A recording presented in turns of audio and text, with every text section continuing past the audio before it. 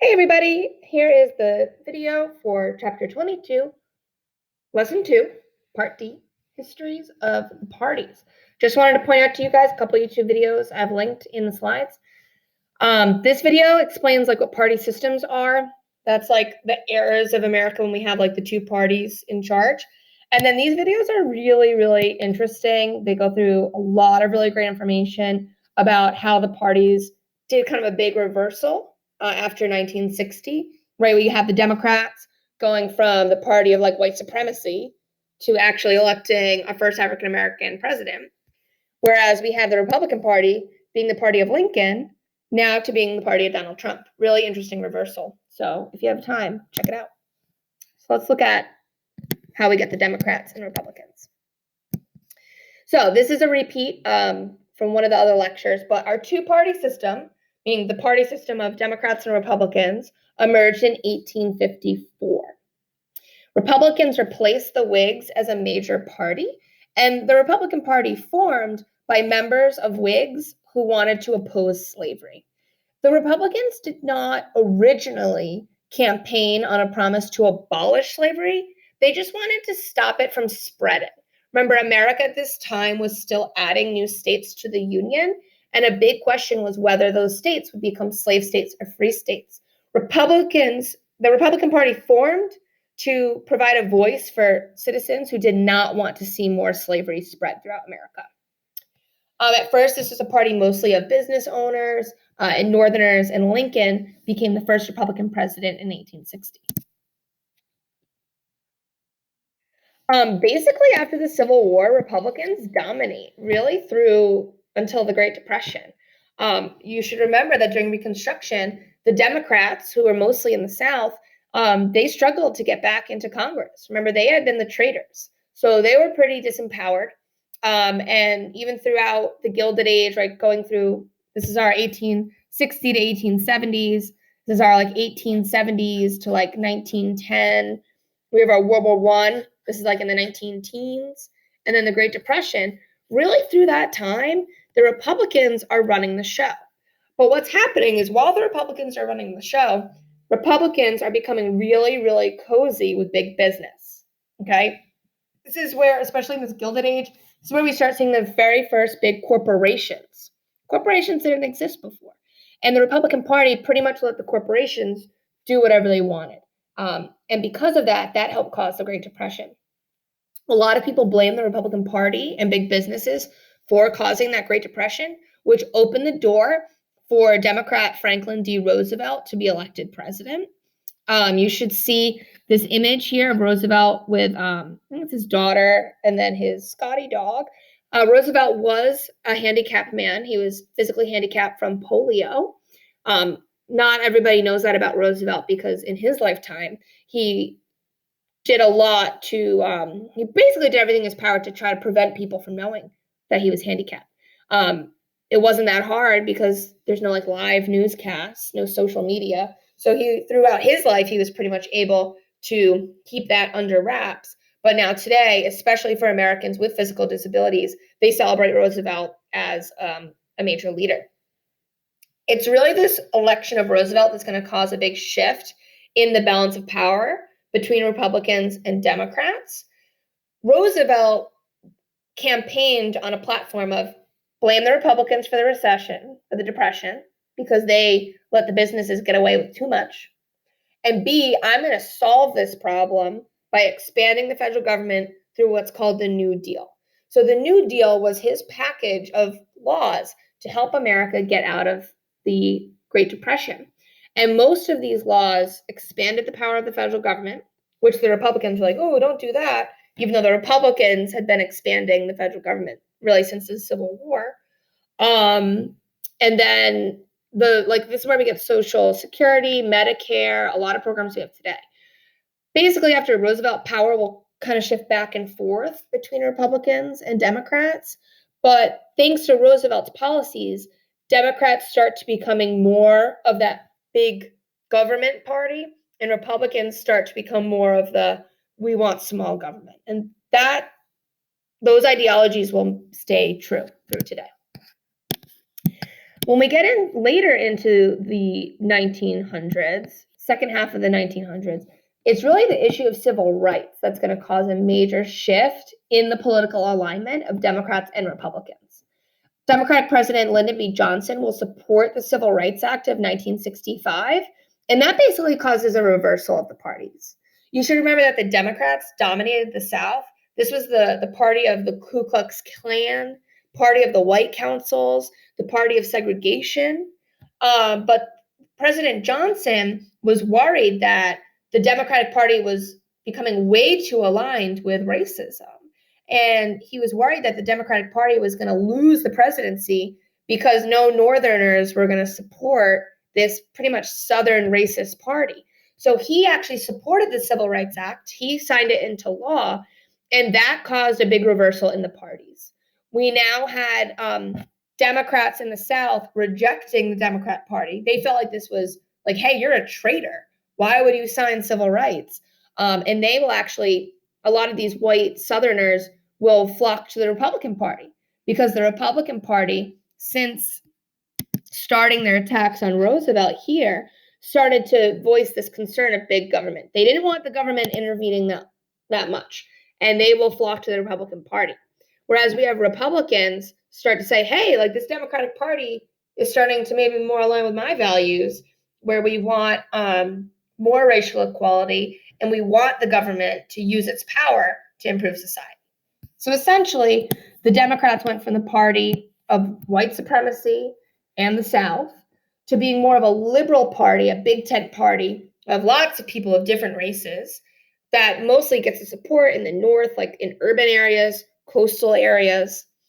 Then we have the Republicans. They shifted from being that party of Lincoln, that big government party that was using its power to change society, to becoming actually the conservative party of the South and the rural areas. And that's how we know them today. So let's talk about some general characteristics of what these parties are like today. Generally, as a liberal party, the Democratic Party believes that the federal government should take responsibility for many social problems, such as aid to the poor. Republicans and people who are more conservative tend to think it's actually that individual person's job to deal with their issues. Democrats view the government as a tool to help people, right, to provide aid. Democrats are also more likely than Republicans to support tax increases to pay for all these programs. Lastly, the Democratic Party is more likely to support labor unions. The Republican Party, on the other hand, generally supports reducing the power of the federal government. This is our small government policy. That's a conservative value, right? Limit the power of the government, and instead allow states and local governments to take greater power than the federal government. They also think that non-governmental organizations, or NGOs, should take more responsibility for social programs. An example of like an NGO would be like Planned Parenthood or Boys and Girls Club of America, your local food bank, right? These are organizations that don't take money from the government. They actually survive on donations from citizens. They think that those groups, right, state governments, local governments, and NGOs are better suited to care for people in society who need help. They don't think the federal government should be doing that. Looking at more specifics, their Democratic Party here. I'm expand myself. All right. You'll notice I wrote here moderate, liberal, radical, progressive. Important to know that not all Democrats are the same and not all Republicans are the same. Think about when we have moderates as well. In both parties, there is a range of ideologies. In general, Democrats favor government regulation of the economy. So they like the idea of the government passing laws to say what banks can and cannot do, etc. And they support organized labor. They also favor higher taxes for high income earners, and then a redistribution of that tax revenue to programs for the poor. So as a liberal party, Democrats think, hey, let's use the government power of taxation to collect funds to then help provide support for those in society who need it. They think that especially the ultra wealthy, like our millionaires and billionaires, they feel that they should be taxed at a very high rate and that the money should be used to support people at the bottom of society. Democrats typically see the economy as kind of rigged against the little guy, that our current American economy is set up to keep the rich getting richer, and it's very hard for the poor to move up in class status. Think about when we looked at structural racism, systemic racism, and affirmative action, right? People who follow liberal policies like the Democrats tend to support affirmative action and basically believe that our society is still unfair, that it's unfairly rigged to support white people with money, and that we need to use government to keep leveling the playing field. When it comes to schools, Democrats are more in favor of sticking with strictly the public school system. They believe that money should stay within public schools to keep public schools competitive. Looking at Republicans, again, we have our range here, our moderate Republicans, more conservative, and then all the way our right wings. When it comes to the economy, they're different, right? I'm going to show you like side by side. They don't like the government intervening in the economy. They think that the economy will do best if we don't restrict it. Let's let people, charge what they want, sell what they want. We're not as worried about like making sure products are safe. Let's just get stuff to market and let's get the economy going. That's more of a conservative value, right? To not put roadblocks in the way of business. When it comes to taxes, this is another key difference between Democrats and Republicans. Whereas Democrats favor higher taxes, right? They think we need these taxes to have the funds we need to change society. Republicans, as conservatives, have a completely different view. They want taxes to be kept lower, and they actually want the highest income earners to pay the least amount of taxes, because they feel that, number one, the American government should be taking as little money from its citizens as possible. That's a very conservative value. Number two, this is what we call trickle-down economics. It's this idea that we should allow the rich to mostly keep their wealth, not tax it, because if the rich gets to keep all their money, then they will use that money to invest in businesses, and that will help drive economic growth, right? It's the idea that the more money Americans get to keep in their pocketbooks, the more money they're going to have to spend at restaurants, at businesses, on cars. They're going to have money to start new businesses, and that will help the economy grow. Republicans think that as the economy grows, it helps everybody. It's this term that a rising tide helps all ships, right? All the boats rise up when the tide rises up.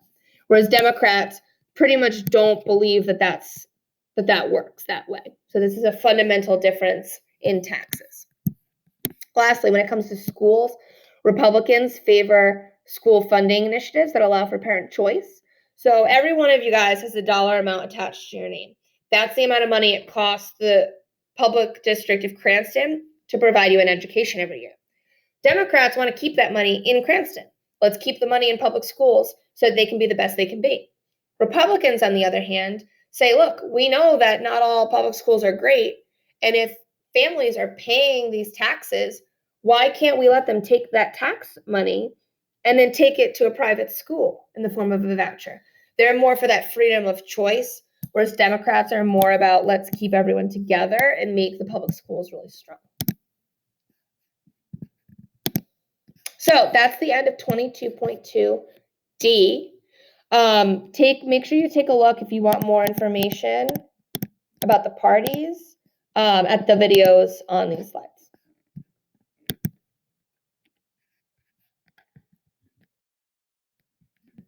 So this button's not working. All right, here we go. Scene.